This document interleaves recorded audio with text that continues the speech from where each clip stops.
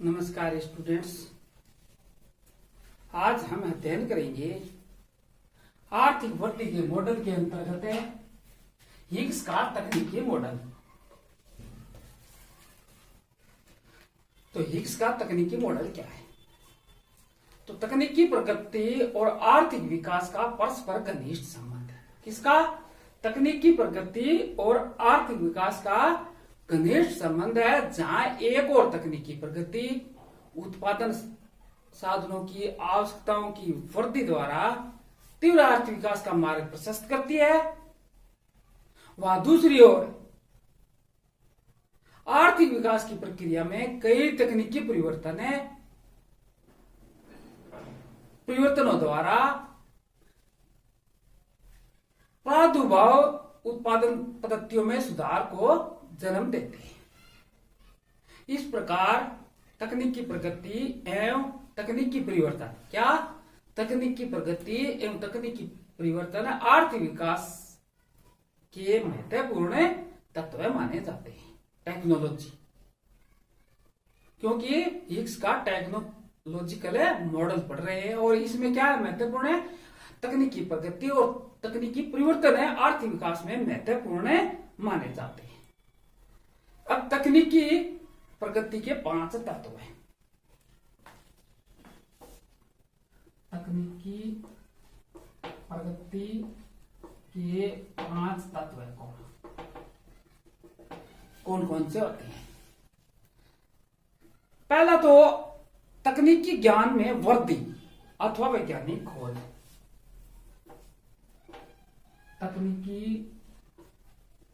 ज्ञान में वृद्धि अथवा वैज्ञानिक खोज, ये महत्वपूर्ण है तकनीकी प्रगति में, टेक्नोलॉजिकल प्रोग्रेस में। दूसरा है उत्पादन पद्धतियों में सुधार। उत्पादन पद्धतियों में सुधार।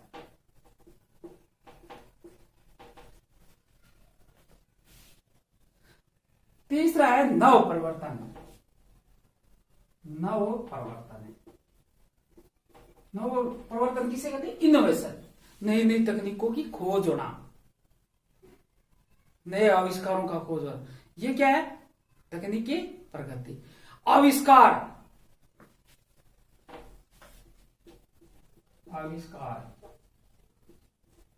नए नए आविष्कार बनाना तकनीकी में महत्वपूर्ण योगदान। सुधारों के साथ साथ नव परिवर्तनों का प्रसार। नव परिवर्तनों का प्रसार, ये क्या है? ये तकनीकी प्रगति के महत्वपूर्ण 5 तत्व माने जाते हैं। हिग्स की तटस्थता। हिग्स तटस्थता क्या होती है? हिग्स तटस्थता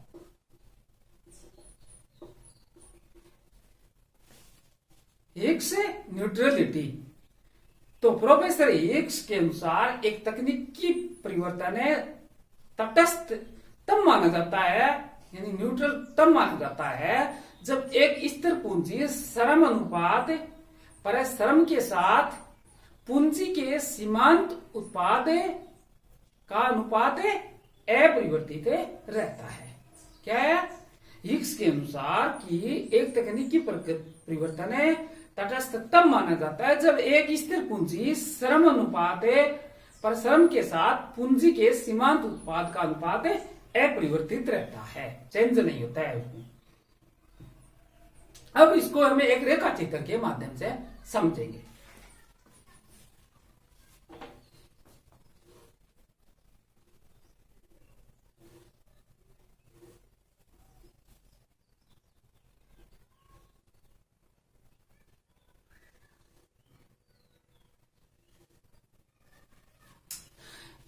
ये यहां प्रति व्यक्ति उत्पादित दिए गए, प्रति व्यक्ति उत्पादित है। ये वाई एक्स है, ये 0, ये एक्स है, प्रति व्यक्ति उत्पाद है। ठीक है, और ये 0 एक्स है। यहां दोनों एक दूसरे को स्पर्श कर रहे हैं, टेंजेंट है। कौन कौन से? इसको आर और इसको R1 नाम देता हूं। ये क्या है, ये बी है और ये सी है, ठीक है। इसको ये क्या है, एक्स और ये एक्स और ये सर यहां एल लेटर दी है। अब एक रेखा चित्र में हमें क्या दर्शाया गया है, इस रेखा चित्र में क्षैतिज एक्स पर सरम पूंजी अनुपात के को दर्शा गया है, जिसमें के यानी कैपिटल क्या है, के बटा एल है, के बटा एल यानी पूंजी और श्रम का अनुपात है। और जैसे लंबवत पर है ये जीरो, इसको क्यू नाम दे दो, जीरो क्यू, और ठीक है जीरो क्यू पर है क्या दर्शाया गया है, प्रति व्यक्ति उत्पादन दर्शाया गया है। और ये क्या होता है क्यू, अगर क्यू को हम इसको प्रदर्शित करें कि ये क्या है, तो क्यू होता है क्यू बटा एल, क्यू बटा एल, जिसमें क्यू उत्पादन मात्रा तथा एल श्रम की मात्रा है। ये क्यू क्या है, उत्पादन की मात्रा, और एल श्रम की मात्रा है।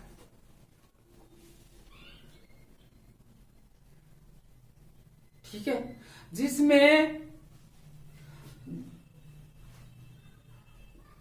0 n तक श्रम की पूंजी का सीमांत अनुपात है। 0 से r क्या है, तकनीकी परिवर्तन से पहले का उत्पादन फलन है। ये तो क्या है, तकनीकी प्रगति से पहले का उत्पादन फलन है। और 0r1 ये 0r1 ये क्या है, ये क्या दर्शाया गया है, इसको इन रेखाओं को हमें इस प्रकार करेंगे, ठीक है, ये यहां पर नहीं है, ये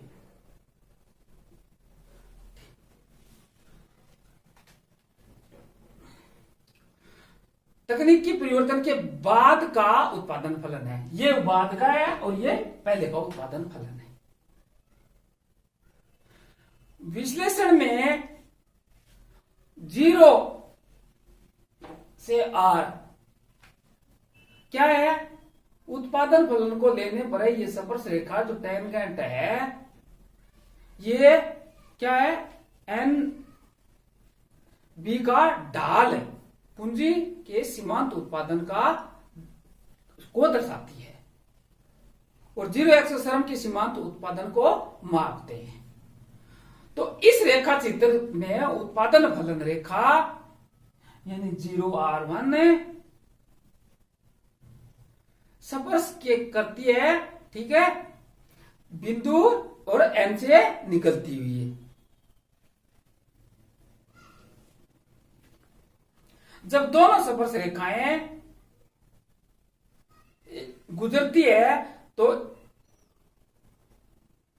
हिग्स का तटस्थ तकनीकी परिवर्तन समस्त उत्पादन फलन में बदलाव दर्शाता है। अतः हमें उत्पादन फलन है यानी 0, ये आउटपुट है के फंक्शन ऑफ के एल टी, और ये इस पर निर्भर करते हैं। इसमें क्या है, 0 देखो 0 आउटपुट है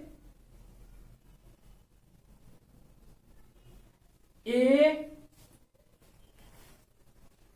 टी यानी टेक्नोलॉजी पर निर्भर है, और फंक्शन ये किस पर निर्भर है, के और एल पर, के एल है।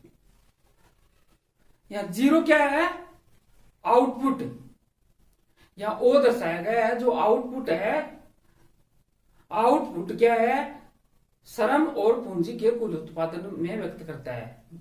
ओ क्या करता है, आउटपुट को, किसका, श्रम और पूंजी के उत्पादन को व्यक्त करता है।